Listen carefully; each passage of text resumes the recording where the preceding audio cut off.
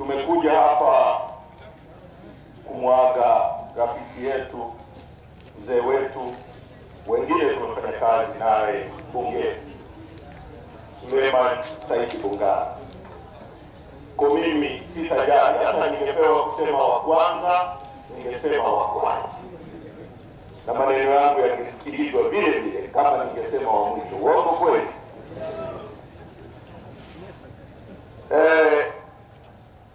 Mzee Suleiman Said Bungara, mimi nimefahamiana naye kwa ukaribu tulipokuwa bungeni mwaka 2015 kuja mwaka 2020. Tulikuwa na Sheikh Mangungu hapa, tulimwona bwana Vedasto Ngombale na wengine wengi tulikuwa nao bungeni.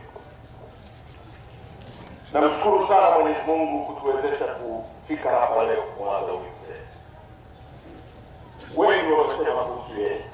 Namsikiliza mzee wangu Sheikh amesema maneno mazuri, na mimi nitapita mrefu.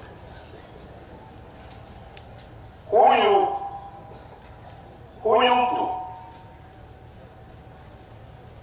mimi sikuwahi kuwa karibu naye sana, ingawa nilimuuzia gari. Tulipokuwa bungeni tulikuwa kambi ya upinzani, lakini sikuwa naye karibu. Nikisema kuwa karibu naye, yaani kuzungumza naye mara kwa mara, lakini tulikuwa naye bungeni, tunafahamiana.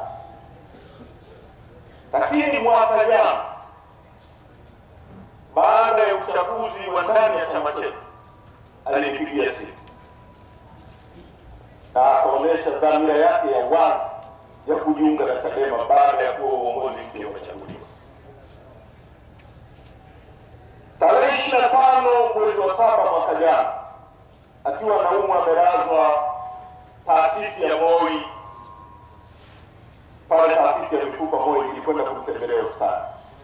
Tulikaa naye zaidi ya masaa 3, nikamwita na mkurugenzi wa hospitali, alikuwa na kijana wake anakumbuka, tulipiga na picha, tukazungumza sana. Vile vile akarudia anataka kujiunga na Chadema kwa sababu anaamini ndio vyeko ambayo itapeleka nchi hii kwenye mageuzi ya kweli. Baadaye tukamwambia sisi bana, tunapata msukosuko, sisi tuna msukosuko sana kutoka kwenu. Mwenyekiti wetu yuko ndani, tumefungiwa mikutano, na sisi kama Mangungu anajua, ukimsajili mchezaji mkubwa yeyote, kuna yale mambo yanayofanyika huko nyuma underground, anakuwa ameshajiunga, amesaini tayari. Ile unveiling, ile kujitokeza wazi, hiyo sasa huwa ni sherehe maalum. Kwa hiyo mzee akajiunga na sisi, lakini tukamwambia kwa sababu wewe ni mtu mkubwa, lazima tukupokee mbele ya watu wako. Lakini kwa siku za hivi karibuni akasukuma sana, akaanzisha operation yeye mwenyewe kwa watu wanaojua figo na sukari inapoteza mtu. Akasema bana, mimi siwezi kusubiri. Tukamwambia subiri basi, hata sherehe za Idi ziisha hapa.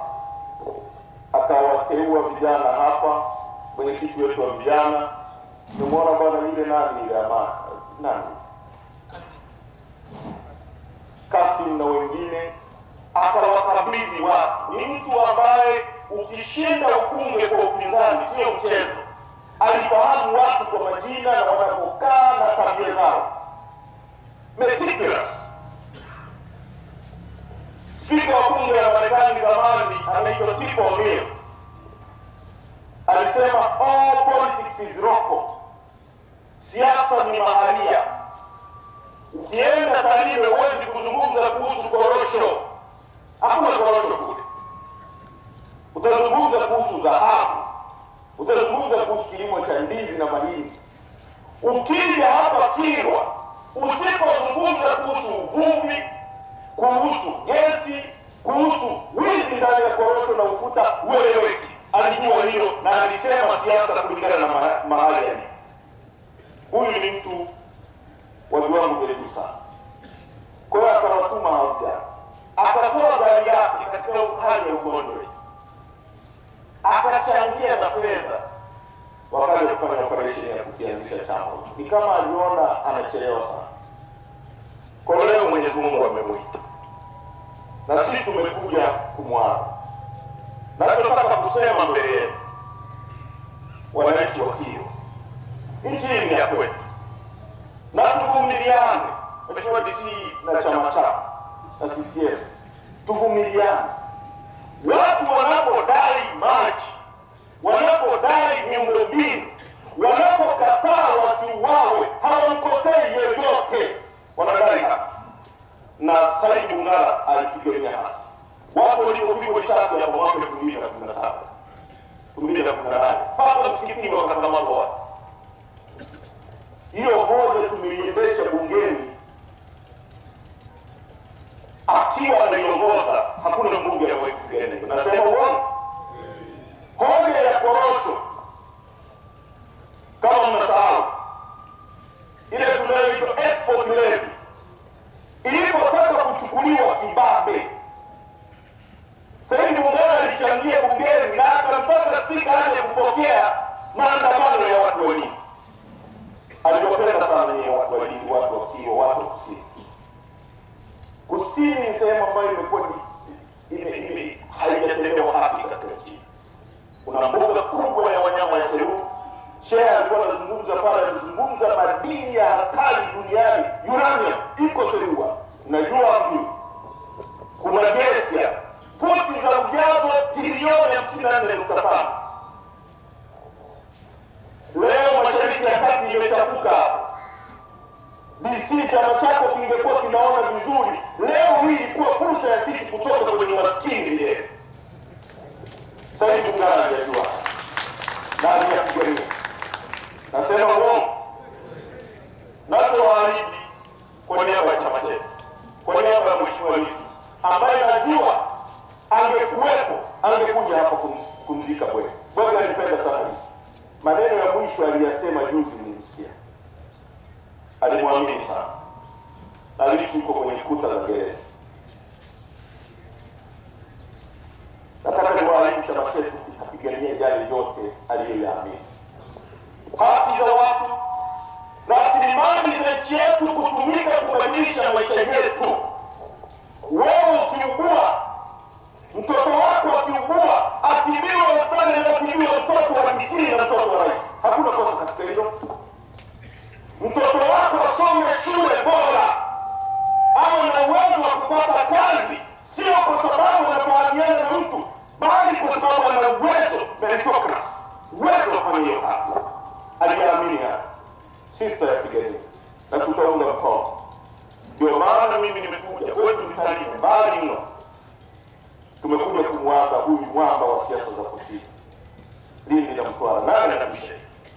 Tumesafiri mbali kwa sababu huyu mtu aliwapenda watu wake na alipenda nchi yetu. Kuna wabunge 360 wakati ule tukiwa bungeni, si 360 au 400. Wangapi mnawafahamu kwa majina? Mimi hata huyo watoto sasa hivi sio ni nani, sisi ndio. Wewe kweli wazi sisemi wao. Unafahamu mtu kwa matendo yake, wewe kweli? Kwa sababu huyu mtu ukienda Tarime wanamjua, ukienda Pemba wanamjua, ukienda Mwanza wanamjua, sio kwa sababu ni fisadi, no, kwa sababu waliwapenda Watanzania na walipenda nchi yetu. Tunataka nchi hii ibadilike. Sisi ni nchi tajiri mno ndugu zangu. Usio mkutano wa kisiasa. Tutapata nafasi ya kusema. We have everything. Tuna madini yanaitwa rare metal. Madini ya dini. Ndio yanayotengeneza hayo mabomu mnasikia yanapiganiwa huko chini. Sisi tungekaa nyumbani tunanyosha miguu ili serikali inatulipa fedha kwa mali tulizonazo. Kwa hiyo tunapopigania mageuzi, hatuna ugomvi na sisi. Nimekaa naye hapa rafiki yangu. Hatuna ugomvi wa ngumi. Tuna ugomvi wa mawazo. Njia unayotupeleka haifai. Twende njia hii. Na ugomvi huo hauna dini, wala hauna rangi, wala hauna kabila. Uonevu hauchagui dini ya mtu. Hospitali madawa yakikosa haichagui na mtu. Ugomvi huo ni wa kusugua mawazo. Tuwe na uwanja unaolingana, mechi ipigwe pale, si ndio? Juzi hapa sijui Yanga sijui Simba waligomeana mechi kaja kurudiwa baadaye. Wewe walikuwa wanataka nini? Wanasema refa hafai, si ndio? Uwanja uwe sawa. Kwa hiyo DC na mwenyekiti tunachodai uwanja sawa. Halafu mechi ipigwe na wananchi hao ndio wenye kuamua. Halafu tumalize mchezo. Asalamu alaykum na Mungu awabariki sana. Asante kwa